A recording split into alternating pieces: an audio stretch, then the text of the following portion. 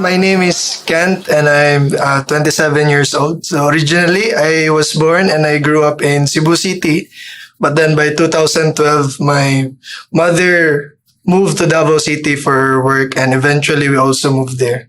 I'm working as an online tutor since 2018, January of 2018. So I've been working from home for a couple of years already. So I'm the youngest of three siblings. I have a sister and a brother than me. My father is a seafarer, so most of the time he's not around, and my mom is an office worker. So I grew up really with my mom, hands on, but I studied in a Catholic school.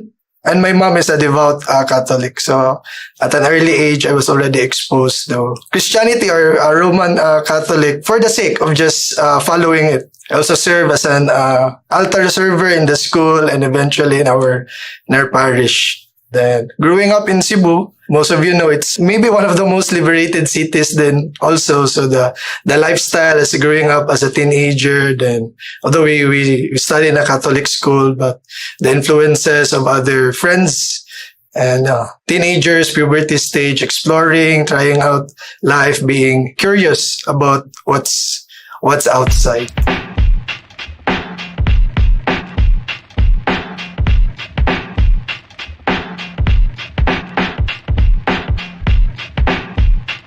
We moved to Davao. The company of my mom opened a branch in Davao City. She was tasked to be the manager or to take care of the branch there. At first, she went there first. Then I followed. I was around 15 years old. So it was fourth year high school. So I graduated in Davao City for fourth year high school. It was quite hard because I need to adjust. Then yung mga friends ko na I built for the years. Then I moved to a place I don't know anyone. Then graduating from a school that a new student. Then most of the students there, they knew each other already. So the adjustment from the lifestyle, from the language also, medyo iba yung language din sa Davao City. At first it was very sad. Parang after graduation ng high school, I want to go to Cebu again. But eventually, the whole family stayed there in Davao City. The reason why gusto kong bumalik, kasi nga nandun yung friends ko, nandun yung parang comfort place ko, yung comfort zone ko. So, mas gusto ko doon, yung baga I can hang out more. Then, yung term ko nga, I was deported to Davao City from Cebu and because napabarkada din when I was still in Cebu. So, my mom don't want me to be with the same circle of friends. So, yeah, I have no choice because they're still spending for me, for my studies. I studied hesitantly in Davao. And it's just emotional because right now the same school that is where the feast is now held in Davao. That's where my home feast is being held. So just connecting how the Lord is really moving. So yung isang picture, I think I was around second year high school. That's a party in Cebu City. It's a summer party festival. Naturally, bawal yung minors, pero we were there. So that's one of maybe the lifestyle. I started really drinking at a young age, and I even smoked for a couple of years. Then yung after school, especially when I was in high school, after that we studied in a private school. Then most of my classmates, they're well off then, so they can afford, some have cars. So after school, gumagala kami, pupunta kami ng gimikan or inuman, then we drink, then we don't go to class anymore. We drink first, then classes after how many weeks, then computer games, then uwian late at night. Minsan, umaga, naka-uniform pa, magbihis na lang sa bahay. So, yun yung lifestyle. I was exposed to that lifestyle at a very young age. Actually, nakakat yan. I was holding a pitcher and a glass. So, ako yung tanggero dyan. It's a group of friends. It's by the poolside. So, nakakat lang yan or when I uploaded it. So, yeah. My mom is, sabi ko nga, very devout. She's one of the most loving person that I really, really knew to her family, to her siblings, to all of us. So my mom, there were times na my mom is really crying. Yung kumbaga yung prodigal son na story, just begging not to do that, and yung inuumaga may exam pa pagka kinabukasan. So yung mom ko may maraming times na umiyak talaga, na at first hindi ko siya na appreciate agad, pero looking back, it's really the sacrifice and the pain that I caused her during that time. When I was studying again sa school nung college, I was introduced to this direct selling or multi-level company. So again, at a very young age, I also want to earn. Then I tried it out. I started selling. During that time, again, as a student, I was earning 5,000 to 10,000 a month. So that's plus I have an allowance from my parents. So yung para sa akin malaki na yun kasi I'm still a teenager back then. So kumita.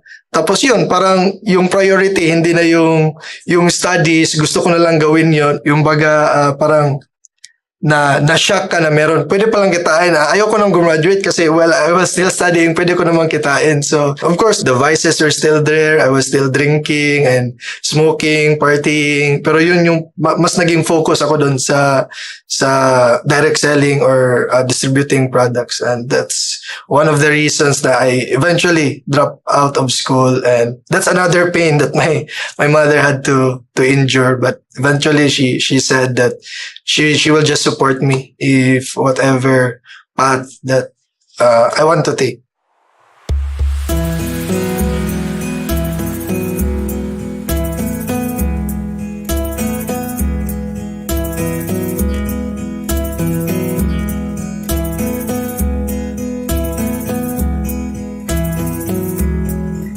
I am Inita Llanto.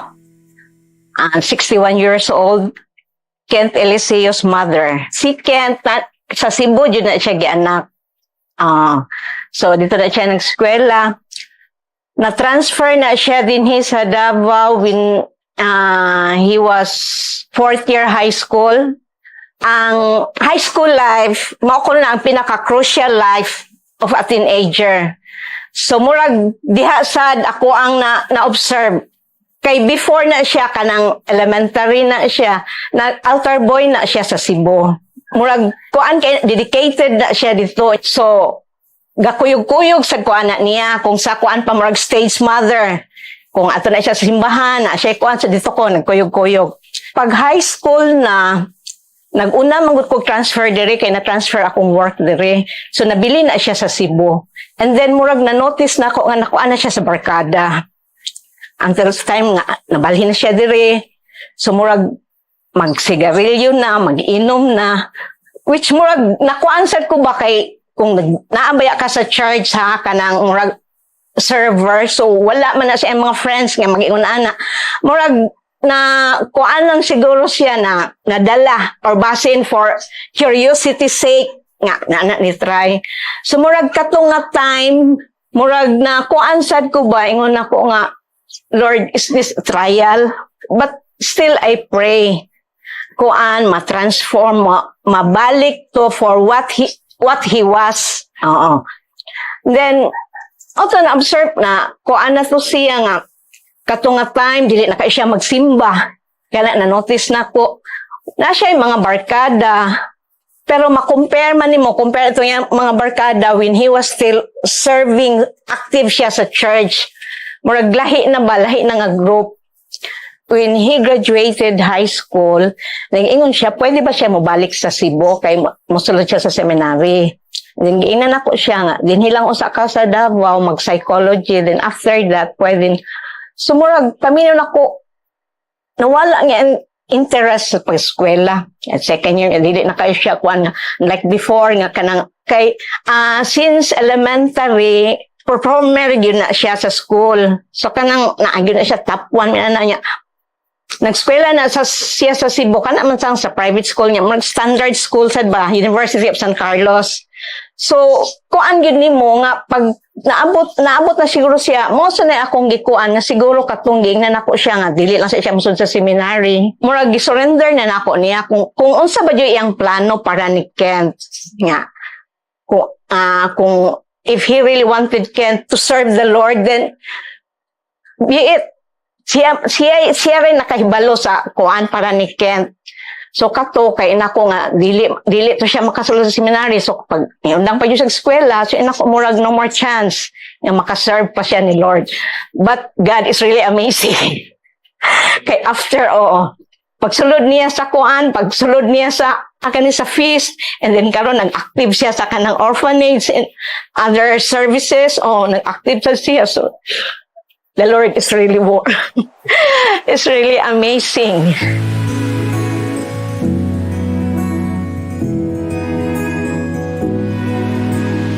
Actually, it became my bread and butter talaga yung multi-level marketing. That's the only world that I knew about earning that time. So I think also it helped me communicate with people at a young age. I talked to my titos, to my titas, eventually to strangers, to doctors, to professional. I was still a student, so kumbaga the confidence, I think it helped me really built. It was a good training ground that I experienced. Then again, transferred to other company. Then I was burned out. It's really a good industry, but of course, in any industry, there are really people who will take advantage of it. So, I was just hurt by a couple of people. I thought that maybe it's not for me, so I transferred again. I went to Mati that time. It's a 3-hour drive from Davao City. That's the hometown of my mother. We have relatives there. I stayed there and I worked there for 3 to 6 months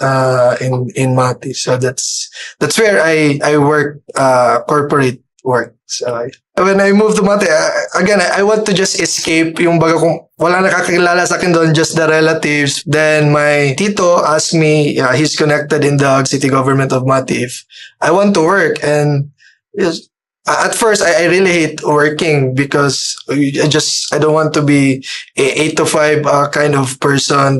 Pero yung baga yung mindset ko, I have a negative prejudice of employment. So, yun, sabi ko, parang niloloko na yung pride ko. Sige, tas I work para malimutan lang. And yun, I started working in the city government of Mati.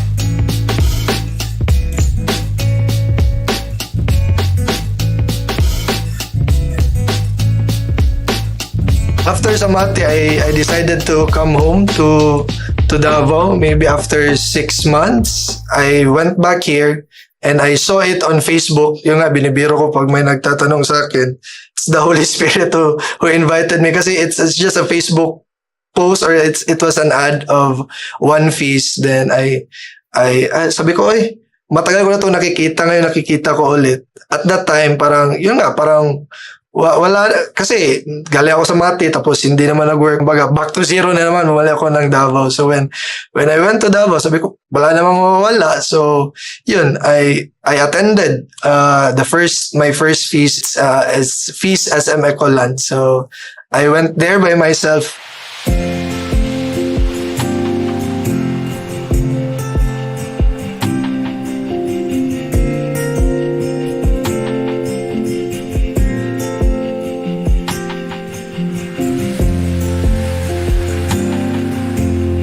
I went there by myself, but I didn't feel alone. Nung papasok pala ako, there were almost all the attendees are youth, and they greeted with all energy, welcome to the feast. So parang na-culture shock ka pa kasi hindi mo alam anong pinasok mo. I didn't even know if it's Catholic or not, so wala talaga akong idea what will happen. So I just went inside, then again, people has been greeting me, then I seated.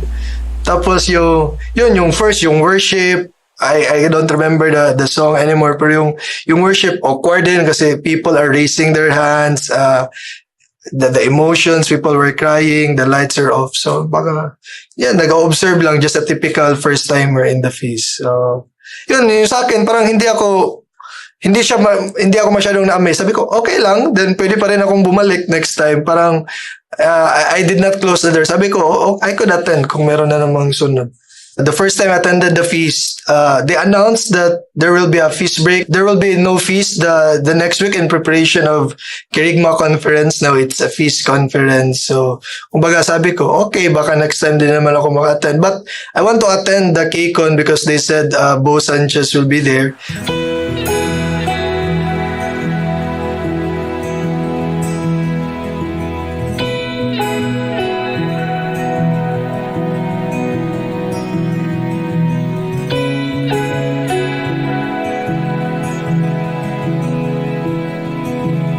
Was ticketed. I didn't have money, so someone paid a KCON ticket for me.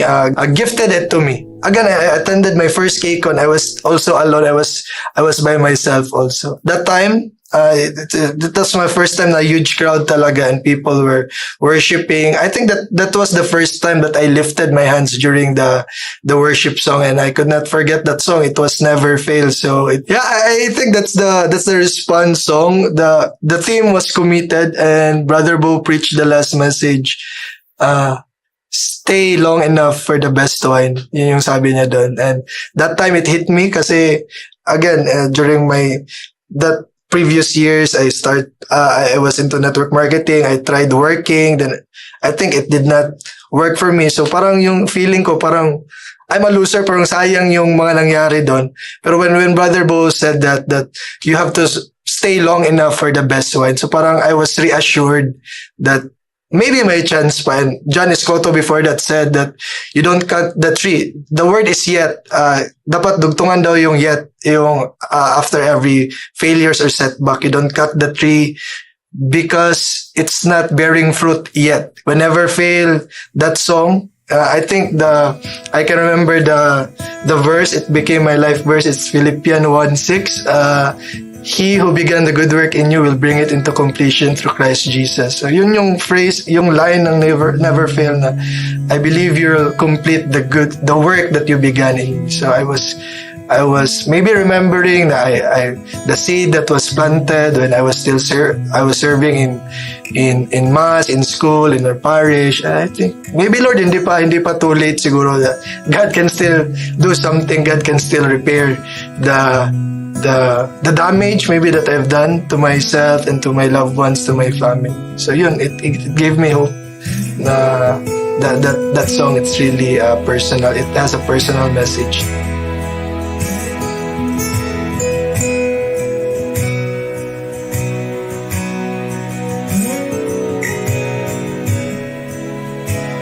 Towards the end of the year, our family, my father, we have a small lechon business because my father is from Cebu. So we tried selling lechon. During that time, December, it's a peak season for lechon because of the celebrations. I was helping in the house. Then my sister knew that I was there back again in the house. So she said that if I want to work, she can help me.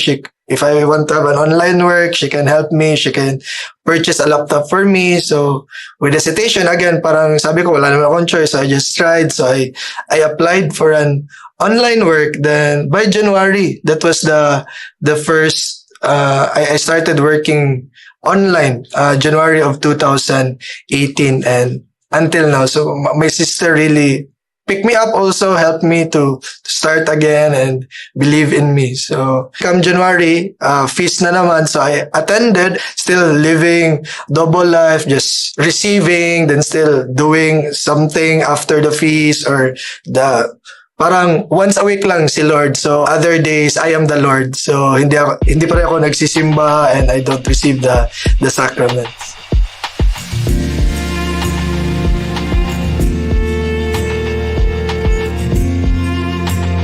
When I started working already as an online tutor, that's also I believe really God's blessing to me through my sister, through the feast. That time kasi I need to speak in 25 minutes, then there's just a 5-minute break. So I don't want to smoke kasi I feel some drought here. So I just tried not to smoke. Then day becomes weeks, weeks becomes months, and now it's been 5 years or 6 years already since I haven't smoked a cigarette. Yung drinking naman, kasi nga, I work, then if I drink, parang masakit yung ulo ko kinabukasan, working from home. So I started minimizing it also. Then yun, yung being addicted to alcohol talaga na after a year or more, hindi na talaga. Hindi na ako natitempt or hindi na ako na-attract talaga sa alcohol. When I started attending the feast, yun, parang yung time talaga na I remember that I really surrendered my life again, or I really encountered the Lord in a very personal way. That was a story of the 10 lepers, and they got healed, but only one went back. And the worship song that time, it's Heart of Worship. So that's the time that I can really remember that I really surrendered my life to God, and I said that I will really try my best. I will struggle to really follow the Lord. And in-invite na ako ng feast builder namin, kasi after the feast, they meet us outside. Mag-serve ka na, parang gano'n siya. Tango-tango lang, I still don't want to serve. I just want to keep on receiving. Pero nung March, something happened. My ex-girlfriend for 5 years, we broke up. Then, yung parang naisip ko that when I was trying to build a good relationship with the Lord, with the family, and my finances, because I'm working already, then why is this relationship taken away from me? So yun, it was painful. I did not understand it at first, but then the Lord used it after that. Our builder said, you serve ka na. I said yes, kasi parang the intention was not yet that good. I just want na makalimot or to be busy, and one condition, I told my builder, I can serve but behind the scenes, because I don't want my friends to see me there, and maybe di sila maniwala sa feast kasi alam nila ano ako, then I'm serving there. So yung builder naman nag-agree, pero eventually nilagay niya ako sa warmth ministry. So warmth ministry is on the front row of the feast. So sabi ko, okay, pero nandun ako. So I just followed, and yun, it's the start of my service in the feast.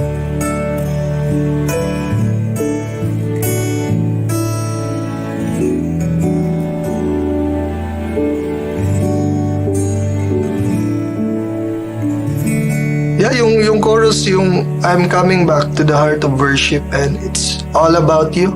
So yung parang na-connect ko siya yung sa never fail, that he never stops to complete the work that he began in me. And it's my response now. I'm going back. I'm here again, Lord. Kumbaga nun. Kasi nga, I used to serve you in when I was younger, although service, but iba yung ginagawa din. Pero here I am, Lord. Yung baga, eto na, parang last chance or last hope ko na. So, yun. That's the I remember that I really resurrendered my life.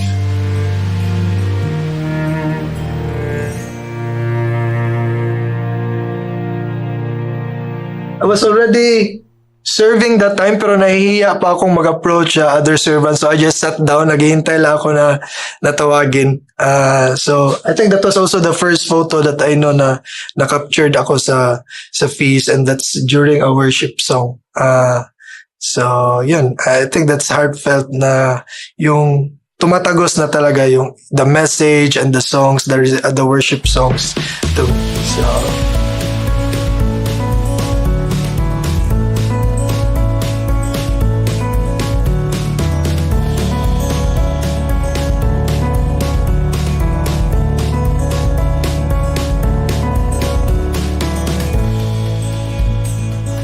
I'm Catherine, anak warrant head ng Mindanao.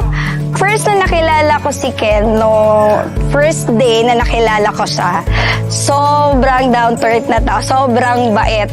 Nasabi kong mabait si Ken kasi mapagbigay at talagang down to earth na tao, at saka ayaw niya ng gulo. Sobrang gusto niya lang yung masaya ang lahat. ma-describe ko sa family si Ken, sobrang mabait na kuya sa mga pamangkin niya at sobrang obedient sa mga magulang niya. Grabe na bata. Kasi lagi kaming nagpo-phone call, pero bago bago yung tatawag sa akin, Ate Kat, patutulugin ko muna yung pamangkin ko, ha. Kaya sobrang bait nun. Yung as friend, as a feaster, ganun din na masabi namin. Kahit hindi lang ako, halos lahat ng mga feasters, ang masasabi talaga nila, sobrang bait ni Ken. Tsaka, marunong makisama talaga. Yun, tahimik lang siya, but ang way niya kasi sa sobrang tahimik na, hindi yung parang tahimik na suplado, pero tahimik na mabait.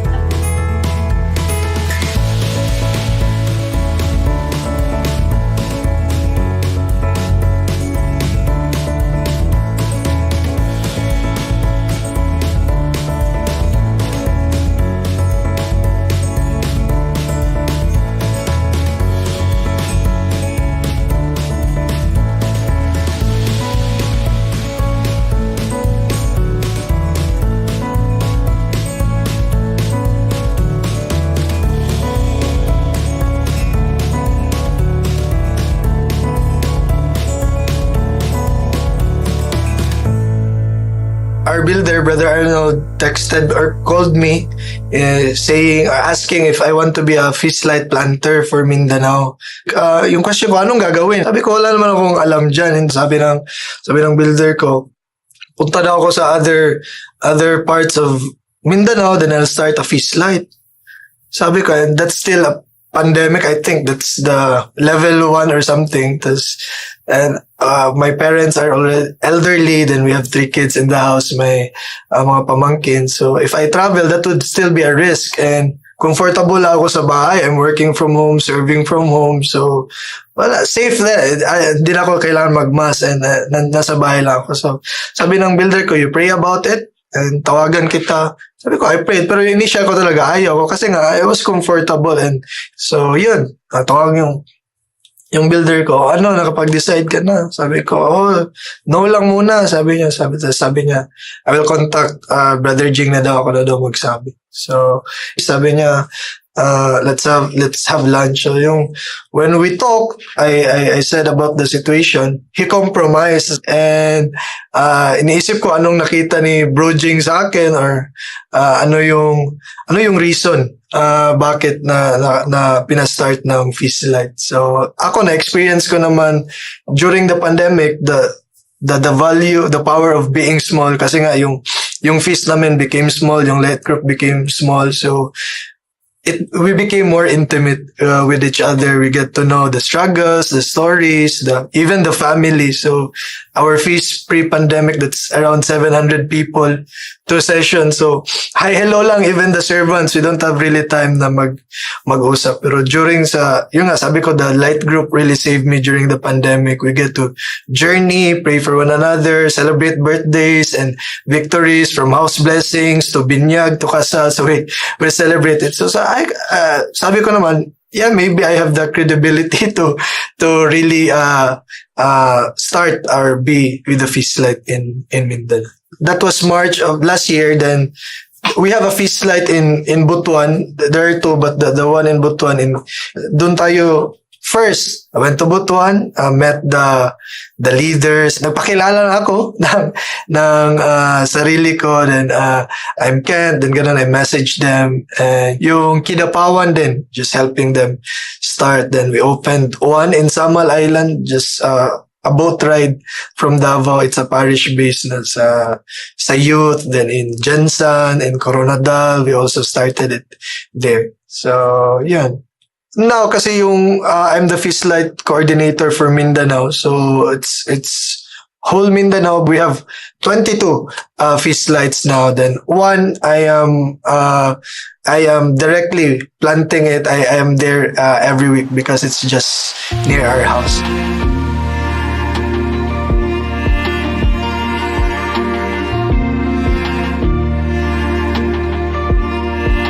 First na service na kung saan si Ken nag-serve, it was really, hindi siya naghanap ng yung big service. he just said, kung saan ako pwede, bro, saan ako kailangan. I let him serve sa warmth ministry. No, not as a leader at first, no? Member lang talaga siya ng warmth.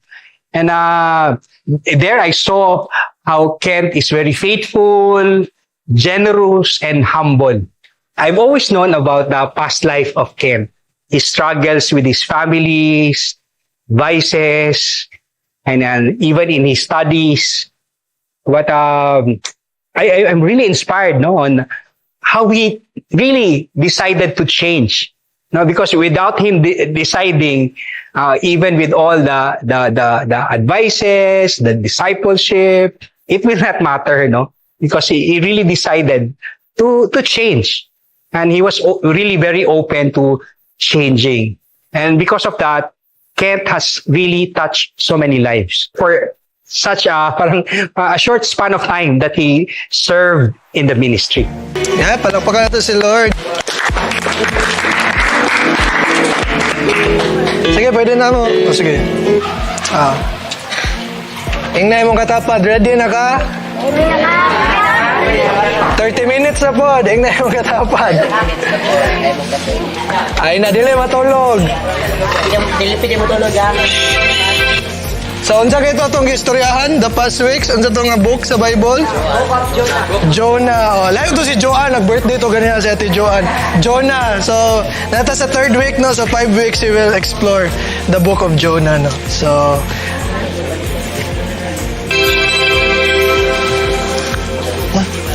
ang gusto mo kaon? Yeah, so we started of his light in Child Hope. The head of our intercessory team, Ate Bing, no? Found a Child Hope, this kind of foundation. It's a shelter for kids, all boys. No, they have their parents. Some of them, they're not still orphaned, pero their parents, either they're abandoned or their parents cannot provide for their needs, so they're housed in a facility. And then we help, nag-outreach kami doon, and yung parang director nila is a follower also of Brother Bo. Sabi niya na matagal ko nang gustong ma-meet si Brother Bo, or nagpe-pray na merong feast day na dito sa mga kids. So, at the first time nag-outreach kami doon, August of last year. So, sabi ng builder namin, mag-feast light ka dito. Kasi yung outreach every 3 months, yung feast light every week, yung spiritual nourishment for the kids. So, yun. Every week, we're doing it religiously with the kids. And yun, the same na you want to go there, you want to bless them, pero at the end, they're blessing you. They're sa sharing nila, yung hug nila na thank you kuya, because I let them end with a prayer na I let them lead. Then one of their prayers really is, bless Kuya Kent as he go home, guide him, and yun, give him protect him, the courage, yung parang tinatawag ko na it's really the joy that the world cannot give. Na?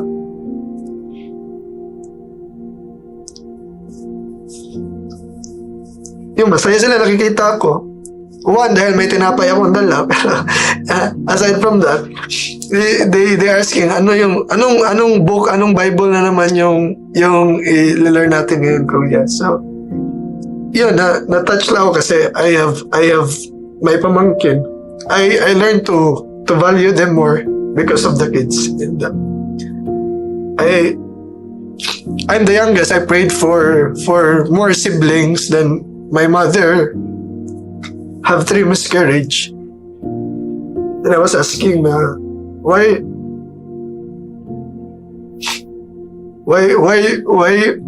the Lord doesn't want me to be a elder brother.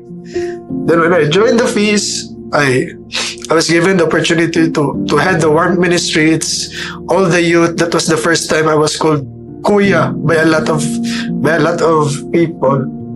So I was really just connecting the dots that really the Lord has really prepared me, and now it's really personal being with the kids every week, trying to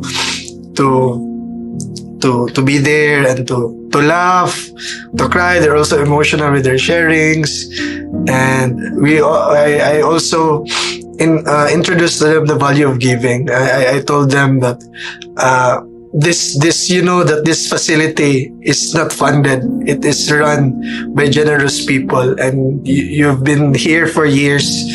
And I told them that maybe you will ask, Kuya, bakit kami magbibigay? Kami nga yung napatulungan. Sabi ko sa kanila, no one is too poor that they cannot give, and no one is too rich that they cannot receive. So I asked them, set a portion of your baon, dedicate it to the Lord. Tapos tinanong nila, para saan man to, Kuya? Sabi ko, what will the Lord do with your 1 peso, 2 pesos? Wala. Pero what will the Lord do through you? And sabi ko sa kanila na, looking back after how many years, you will not harvest the fruits of your giving, pero after how many years you're giving, it will help the future kids that this facility will hold. So yun, na-miss lang ako kasi yung una, parang nahesitan pa sila, Kuya, para saan ba to? Saan mapupunta? Sabi ko, sa inyo yan. Tapos yung next balik ko, yung iba may dala na sa bulsa nila. Yung next, alkansya nila, sa baon nila, kinukuha talaga nila. So yung last week, nag-love offering kami, bakasyon na. Sabi ko, wag nyo ubusin kasi wala na kayong baon kasi nga bakasyon, walang school. So yun, I just instilled on them that you can really give something, and without generous people, we won't have a feast light, wala tayong tinapay, wala tayong kakainin dito. So this is something bigger than ourselves. So, yun.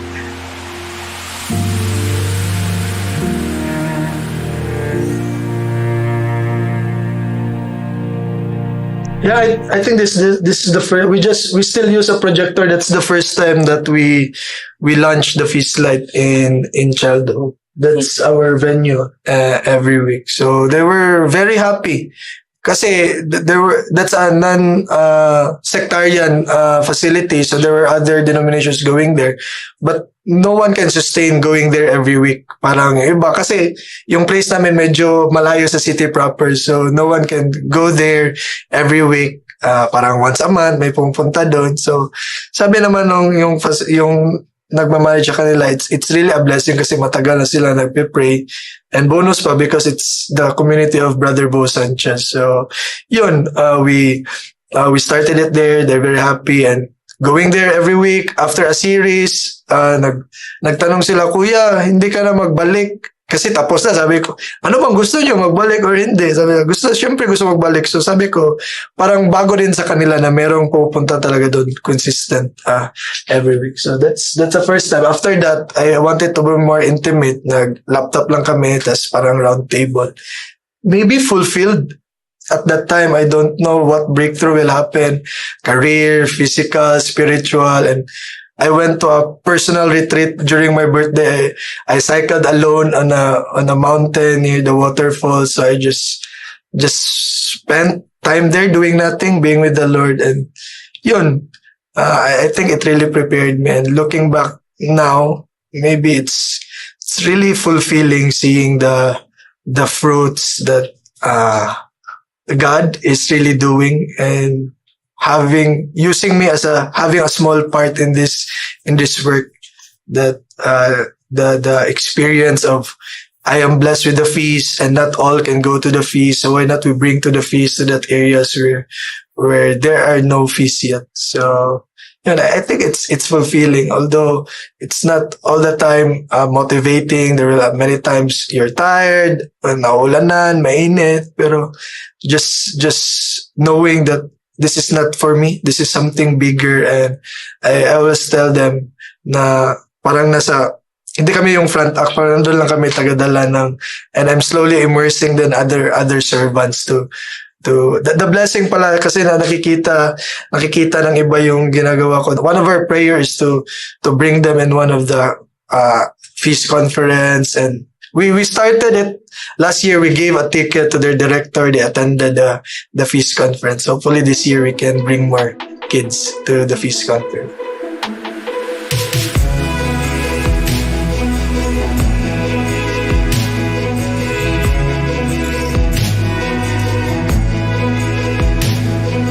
Kent really is a humble person. Selfless, genuine, very open. very teachable. No? I've always believed that it's not about our capabilities. It's always about our availability. Because the grace of God will just be with you, no, when you say yes to Him. And that's what Ken did. He said yes to the Lord, and the Lord blessed his yes. Kung na-notice na ko nga this time, or mao na gyud ang iyang when he joined the feast life ministry group, nga he became active. So naay mga kuan siya dito bisag walay tulog. Kuan gyud siya, sumurag na notice na ko nga kung unsa siya before katong elementary time niya nga active siya usay sa simbahan na matulog kay mag-duty early morning, anak karon murag nabalik. So ingon ako mo na akong na-notice na ko nga Lord. The three people that I like to thank and has been God's instrument in my faith journey and through the feast. First, it's really my mom, who was very patient, loving to me.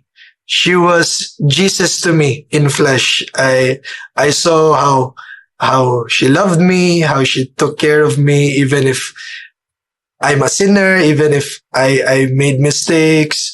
Umuwi ng lasing sa bahay, she was there for me, and that gave me a glimpse of how Jesus loves. So she's my greatest intercessor, and I believe that I encountered the Lord through the feast because I have a mom who is really praying for me and who is always there for me. So yun, yung mother ko. Next is our feast builder, Brother Arnold Sanico, who really trusted me, who gave me the opportunity to serve, not questioning my capabilities or my credentials or if I can do it, but just giving me opportunities to serve, to lead, and the trust that he really gave me, and for discipling me, especially during the pandemic, really being able to be disciple and do life together with our build. So, and next, of course, si Ate Cathy, yung warmth head namin sa Mindanao.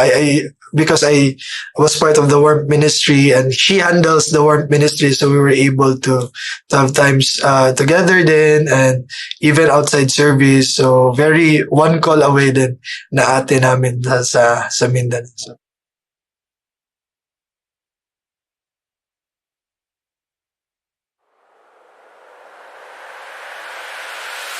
So, what I learned siguro is really the value of giving back.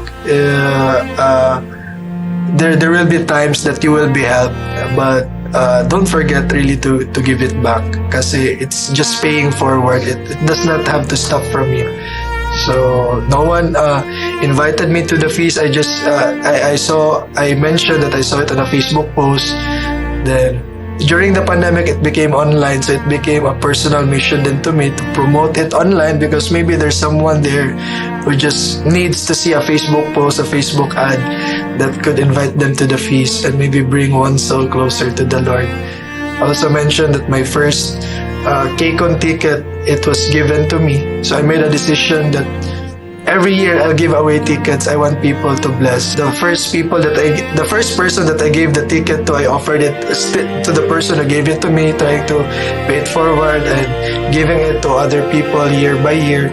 And I was blessed through the publications of the feast and the resources that we have. So I'm also trying, I'm nourished, especially with the feast books. I'm also trying to pay it forward. My first didake was given, that's the daily prayer reflection guide that we have in the feast. It was a gift to me by our builder, Brother Arnold, and it blessed me. So after a year, I said that hindi ako papayag na hindi ako makaka-bless ng iba. So I gave away free copies year by year. So, and I just tell them, you give it back, you give it away. So just happy that it's having an effect then to other people. They're also doing it to others. So my message is just keep giving it away. If you've been blessed, try to be a blessing to others. So if you're someone who don't know what the feast is or have been to the feast before pero nahiya bumalik na, so I invite you to, there's a feast really near your place, no? It's online, it's face to face, no? Connect to a feast near you, a feast light near you, and be surrounded with really messy people. This is a messy church for messy people. So who will strive to journey and to struggle together. And I just pray that all who are watching this, one day your stories, you don't need to be here to tell your stories, but you just need to be there in that area, in that place that God has called you to tell your stories there and to shine His light there to that part of the world. So I hope to see you at the feast.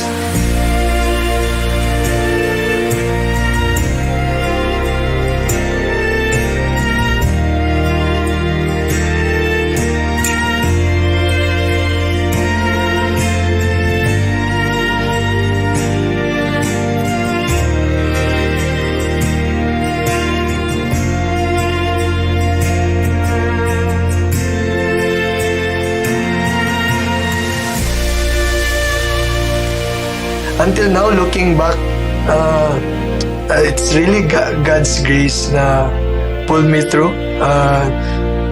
Yun pala yung tanong ko, bakit pinalipat ako ng Davao na my life I thought was already perfect, and siguro if hindi ako pinalipat ng Davao, I will not be introduced to the feast. I will not be able to serve, to meet the people, and be blessed by the stories of the people, and serving with the feast for over the year, the sacrifices that they're doing. It really helped me, especially if I'm on a mission, if I go to a place, ako yung nababless sa ginagawa nila kahit limited yung resources. I'm just honored and privileged to be given that parang front row seat na binigay ni Lord sa akin to see how He will transform lives.